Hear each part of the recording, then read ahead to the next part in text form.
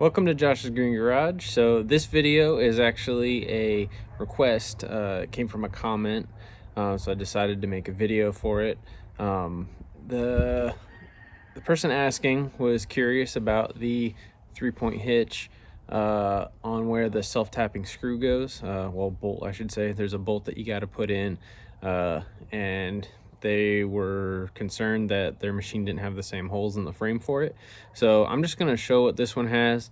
We'll see, maybe this may help you if you can't find where it is, or maybe you were looking in the wrong location. Just kind of help figure that out. And then also they wanted to see just the use of it. They wanted to see the hydraulic cylinder, and then just I imagine the thing going up and down. So I figured I'd show that, help some people out. So let's take a look.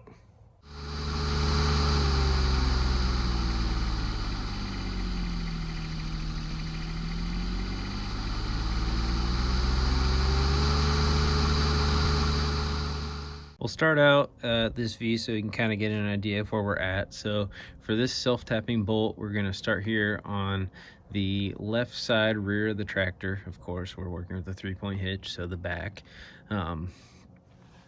And we'll move in a little closer. I decided to do this outside just because natural light always helps trying to see everything. So this is the back of the frame here. For reference, these are your 4 bolts where you mount the reinforcement plates on the inside of the frame. This silver piece here with this clipped end, that is what they call the bearing. And this is one of the snap rings, of course, that holds everything on all together there. So if you looked after that, you see this big pin that goes through the frame there, and then this, like, I don't know, pear-shaped piece. This right here is your self-tapping bolt. So there's going to be, should be a hole on the forward end of the tractor, forward of where that slot is.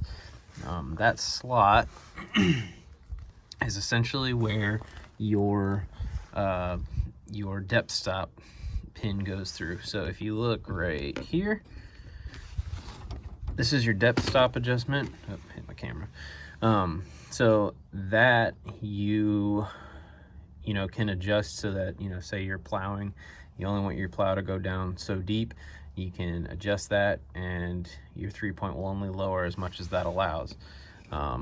Likewise, if you want to pin your 3-point in the up position, you can also do so by use of that adjustment. So wintertime, using my ripper as a weight brackets, by itself, I can lock that in the up position. That way it's not coming down when using the plow.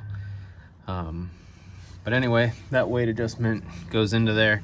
So that's essentially what it's holding in place. I'll move you around to the other side and we'll look at the cylinder. All right, so this is a little bit challenging to record just because of, well, I have the ripper on here and everything, but just everything's assembled, so it's all in the way. But right here is the back end of the actuator for the cylinder. This bolt is where it goes through there to connect everything together. Again, here's your depth stop.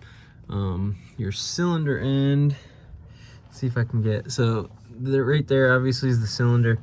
You can see the actuator coming out of it and the hose there, and you can just see how that comes up and connects in.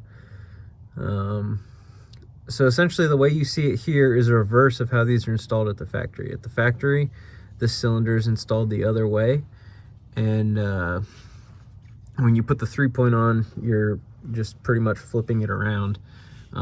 So all the pressure from the cylinder is actually being applied to the 3-point lift, whereas on something like the X700, you keep it the same direction, and then there's a strap that goes to the back, and that strap is what actuates the sleeve hitch on that one. Whereas on this, you have the strap right here, goes up front, and that's what moves the mower deck.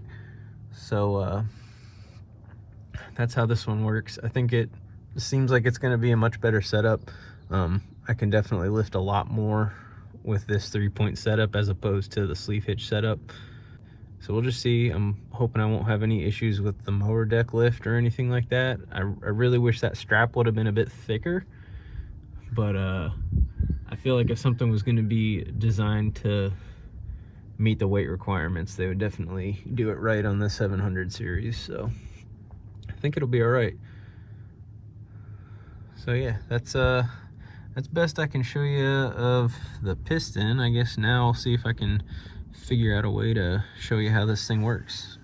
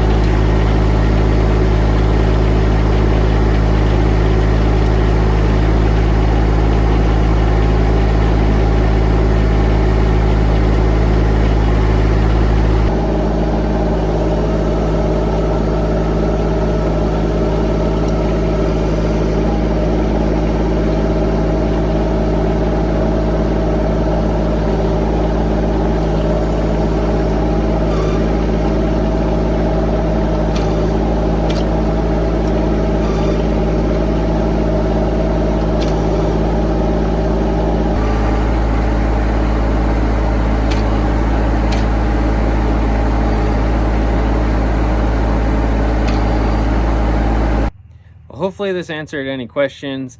If I didn't cover something and you have more, please feel free to let me know.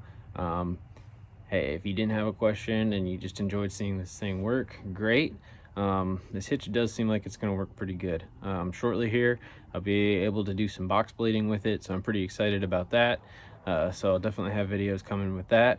But yeah, hopefully all is good here. If you have any other questions or anything, again, please let me know. But other than that, thanks for watching. Have a good one.